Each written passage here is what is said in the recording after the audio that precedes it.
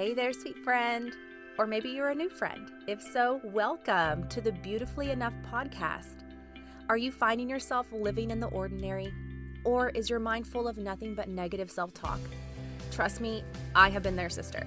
I know what it's like to feel unqualified, unworthy, and not confident. You constantly feel like there is a more powerful version of yourself living inside of you, but you just can't seem to get past those mental obstacles that are holding you back. I want to help you dive deeper into the truths in your life, the real truths God speaks over who you are as a woman, wife, mom, sister, friend, CEO, or a stay-at-home mom like me. Now is your time to break those chains and start exploring that hidden potential of your confidence and your beauty, both inside and out. This is Valerie Reynolds, your new confidence coach, and this is the Beautifully Enough podcast.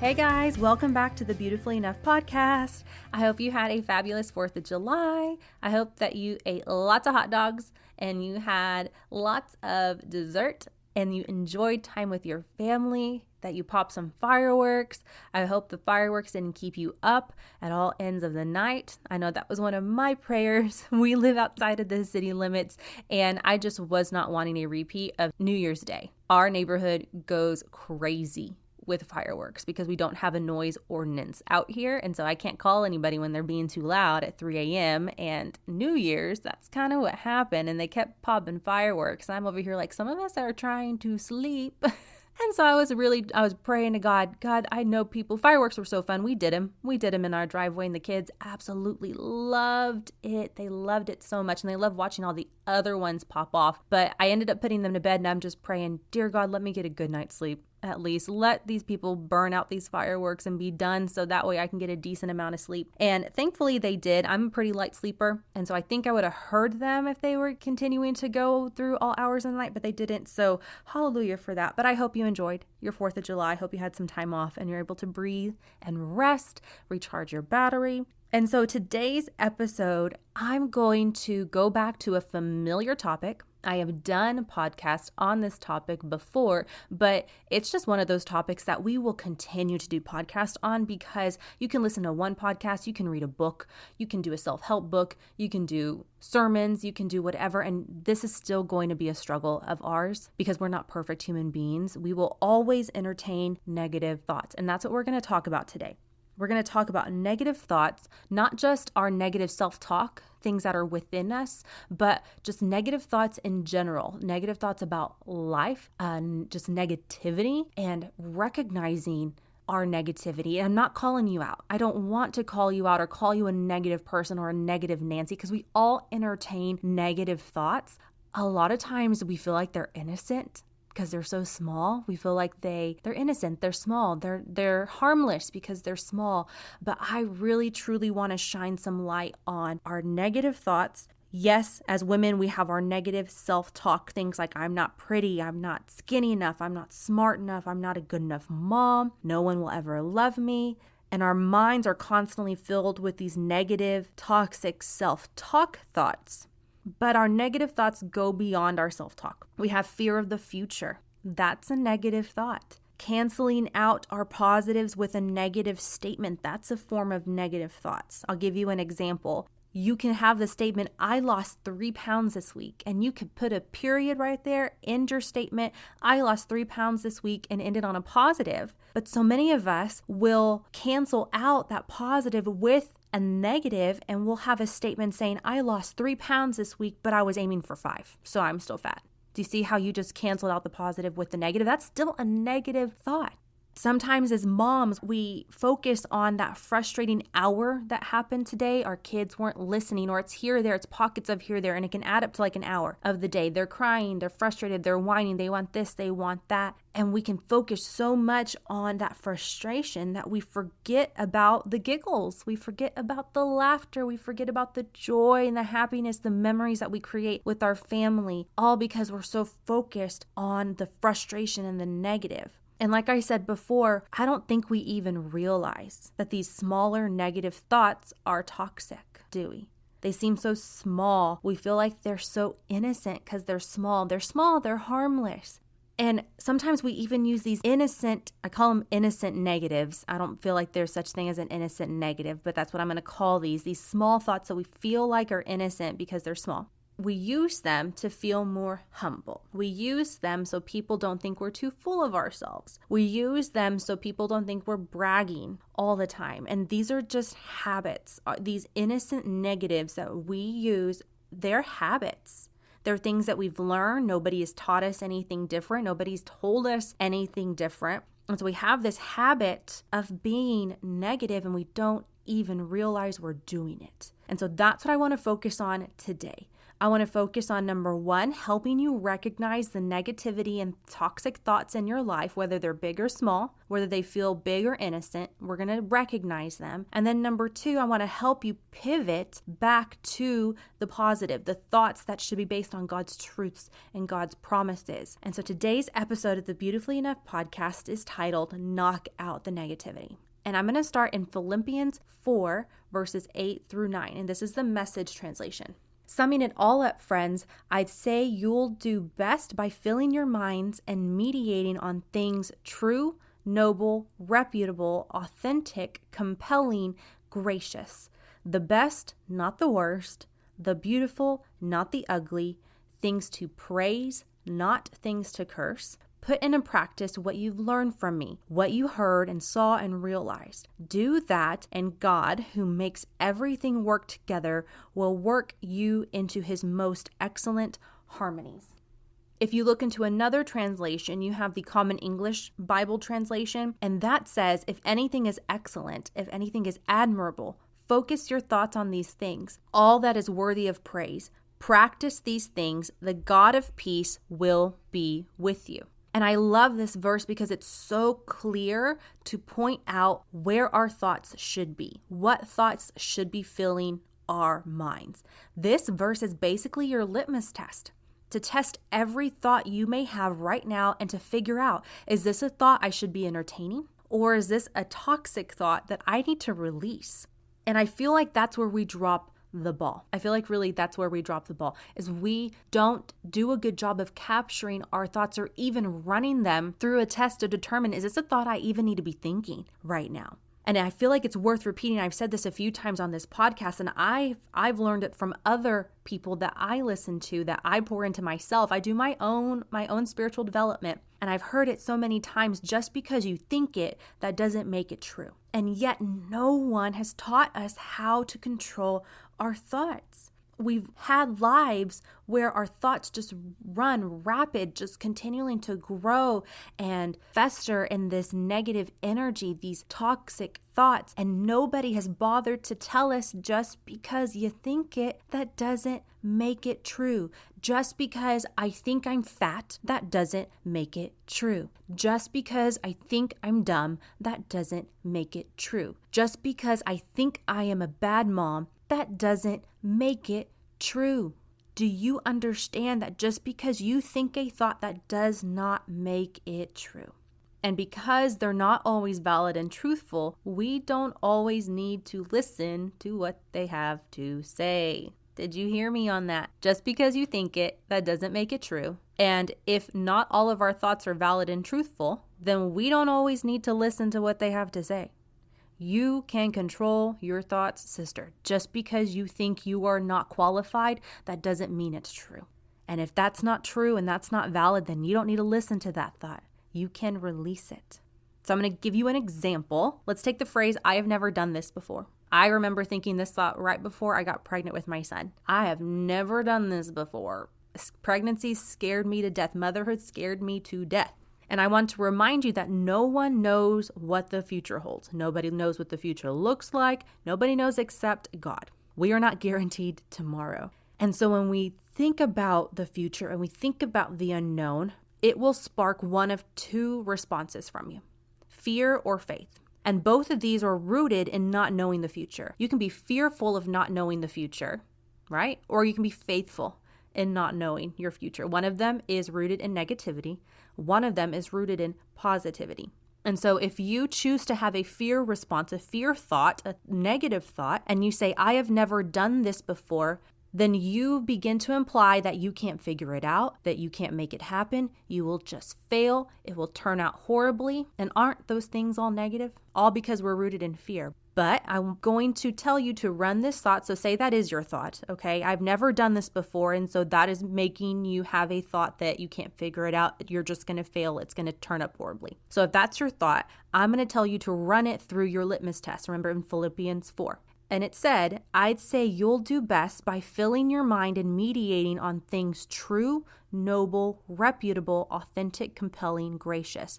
The best, not the worst. The beautiful, not the ugly, things to praise, not things to curse. So, does your thought of, I've never done this before, so it will fail, pass this test of filling your mind of things that are the best and not the worst? No, it doesn't. Now take that same thought of, I've never done it before, but instead rooting it in faith instead of fear, okay? So now your thought is, I have never done this before, but that doesn't mean I can't figure it out. Okay, so now take that statement and run it through your test in Philippians 4. Does this new thought that's rooted in faith fill your mind with the best and not the worst? Remember, our thought was, I've never done it before, but I can figure it out. Is that a thought that is rooted in the best and not the worst? Yes, it is. And if it is, then that is the thought you need to be entertaining. Not the other thought. Do you see how this works? Do you see how this verse, Philippians 4, is your test? You run your thoughts through this test. Okay, let's do another one.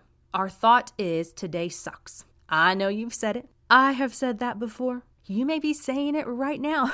Today sucks. That's your thought. And this can come from so many different things. We may have started the day off running late. Maybe we didn't get enough sleep last night, so you're tired. Maybe your kid peed the bed, and so that's ruining your day. Maybe you're dealing with a difficult client today. Maybe your schedule is super busy and full and chaotic.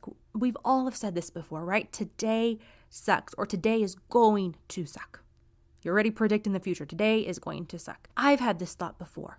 But I want to ask you, is it true? Am I allowed to even have this thought in my mind? Because this is one of those thoughts where I've said it before and I felt like it's innocent. Like, today sucks, right? I'm tired. I'm stressed. Today sucks. But I want to ask you, are you allowed to have this thought? So let's run it through our test in Philippians 4. I'm going to read it again. Do best by filling your minds and meditating on things true, noble, reputable, authentic, compelling, gracious. The best, not the worst. The beautiful, not the ugly. Things to praise, not things to curse. Did your thought of today sucks pass that test? I'm pretty sure it didn't. Our thought of today sucks is definitely not the best. It's the worst. It's definitely not something to praise. It's something to curse. It's definitely not the beautiful. It's ugly. Yet, we allow this thought to ruin our entire day. It puts us in a bad mood. We're crabby. We're angry. We're snappy. Think about the last time you had a today sucks moment. Was it today? Was it a few days ago? Do you want days like that? I'm going to assume that answer is no. You don't want to live that way. You don't like it when you have those days. When I say today sucks, I dread that. And I'm pretty sure you do not want to live a life you dread. Yet, we allow this thought to happen as if we can't control it. But you can control this. You can control this thought. Remember, just because you think it, that doesn't make it true. Yes, maybe you did run late this morning. Hello, I'm the queen of, if there's a city that's called Run Late-opolis, that's me. I am the queen of running late. But you know what? When I run late, it's eventually in the past. I'm not running late all day long. I run late in that moment. Why am I allowing that moment to ruin the rest of my day? What about if you have a busy or chaotic schedule? That makes my day suck, Val. I don't want to have a busy, chaotic schedule. But really, should that busy, chaotic schedule ruin your day? I don't think it should. Once again, just because you think it, that doesn't mean it's true. Have you had busy, chaotic days that go smoothly? Should we be grateful for having a job? Should we be grateful for having that busy? Because some people are unemployed. Do you see how we can take this thought and we choose to believe it? We want to believe it, but why? Why do you want to believe that today sucks? And it's not that you want to, it's just simply because it's a habit. You have a habit of thinking negative thoughts. Those habits can be tiny, they can feel innocent, but I want to remind you that even the smallest amount of negativity can be toxic. And yes, I'm going to use that word toxic because that truly shows how a negative thought can work in your mind and on your relationship with God. Because would you say a tiny amount of poison won't cause harm? Because that's usually our argument. Well, it's a tiny negative thought. It's tiny, it's harmless. But would you say that about poison? No, you wouldn't. So if you wouldn't say that about something that's actually toxic, then you don't also need to say it about something that is our negative thoughts. Your negative thoughts are toxic. It's poisonous. It hurts your relationship with God. It hurts your faith. Even the tiniest bit can be deadly. I went and looked it up, and the eastern diamondback is the most poisonous snake in North America, okay? It delivers an average of 410 milligrams of venom per bite. The estimated average human lethal dose is about 100 to 150 milligrams. To put it into perspective, that's 2/10 of a teaspoon. Yeah, 2/10 of a teaspoon, not tablespoon, teaspoon. So imagine how small a teaspoon is, about the size of your pinky nail. Now, 2/10 of that is how much venom this snake would need to kill you. It's tiny, it's poisonous, it's toxic. The smallest amount of toxicity can be lethal. And that is how our thoughts work. A little bit here, a little bit there, a little bit more. And pretty soon, we're like, where did our relationship with God go? Why do I not feel close to God? Val, why do I not feel at peace with my life? Why me? Why this? Why that? I just want to be happy. I want to find joy. I want to find peace, but I can't. And I'm going to encourage you, sister, to start looking at your thoughts. Even if they feel innocent, start looking at your thoughts. And I'm not going to tell you that you need to turn into positive Polly. You don't need to walk around like a cheerleader, 24/7, perky and smiling, and okay, here we go. No, I'm not telling you that, okay? What I'm telling you is I just want you to live your life in accordance with Jesus Christ. It's about keeping your mind centered on God. It's about allowing God to infiltrate every aspect of your life, including your thoughts, and most importantly, your thoughts. If you've been living a life full of negativity, then it's going to be harder for God to infiltrate your thoughts because you're constantly negating them with more negativity. And I want to tell you, stop. Let that go. If you go back to that verse in Philippians, it says, put into practice what you learned from me, what you heard and saw and realized. Do that, and God, who makes everything work together, will work you into his most excellent harmonies.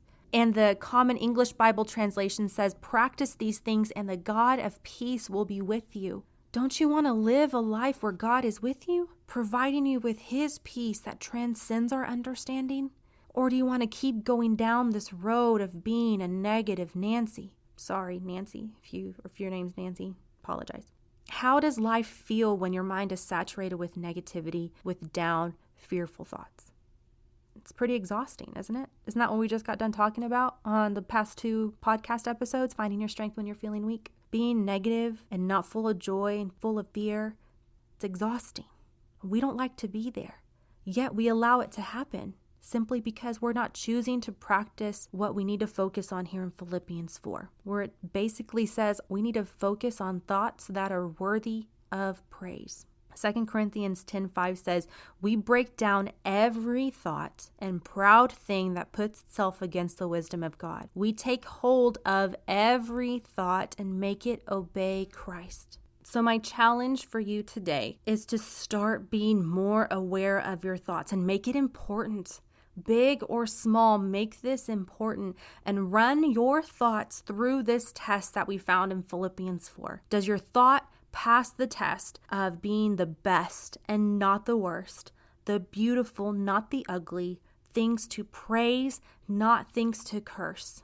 Are your thoughts worthy of praise? And if they're not, you need to capture them and you need to release them. and then replace them with thoughts rooted in your faith and positivity. And that is when God is truly going to start changing your life. His peace is going to start being with you. Until then, there's a barrier. There's this barrier between you and God, and God's wanting in. He wants more of you, sister. He wants more of you. You may give him a little bit here and a little bit there, and life's tough, so I'm going to pray to him. But when life's going easy, maybe we don't need him as much, and he wants all of you. He requires all of you, which that includes your thoughts. And so if you want to live a peaceful life, you want to live a more peaceful life, you want to live a more joyful life, you want to live a more fulfilling life, you want to start being that light of the world, and you want to know how? Start with your thoughts. This is a game changer for your life, but it starts with practice.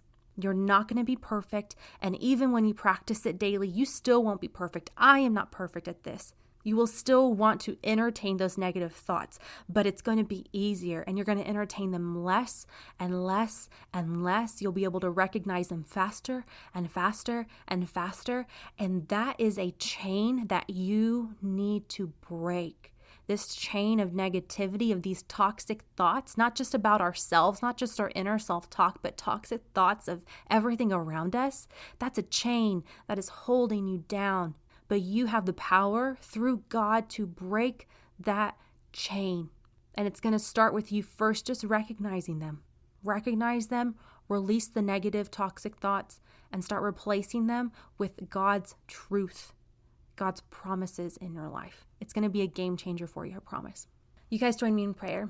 Dear Heavenly Father, Lord, I want to thank you for every single listener that is listening to this right now. I ask that you open their hearts to receive this word, that you open their hearts to receive your life and your peace and your promises and the truths you have for them. Help them fill their thoughts, fill their minds with your thoughts, with your peace, with your hope. Fill their thoughts with hope and fill their thoughts so much, fill their mind up so much that there is not any room left over for anything negative, anything toxic, anything that is going to continue to keep that chain on them, keep holding them down. I ask that you break them free of those chains.